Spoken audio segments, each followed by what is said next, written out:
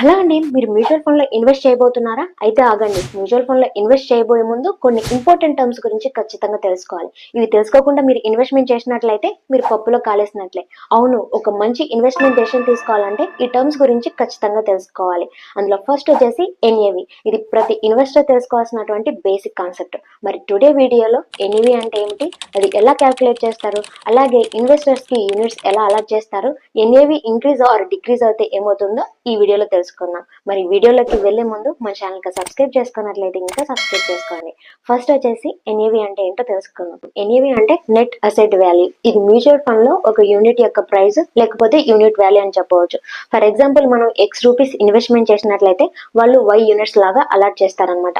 అదేంటి, mutual fund లో investment చేస్తే వాళ్ళు ఏ కంపెనీస్ లో ఇన్వెస్ట్మెంట్ చేశారో ఆ స్టాక్ ప్రైస్ ఇస్తే సరిపోతుంది కదా అనుకుంటున్నారా? మ్యూచువల్ ఫండ్ కంపెనీలో మనం ఒక్కరమే కాదు కదండి ఇన్వెస్ట్మెంట్ చేసేది. మనలాంటి చాలా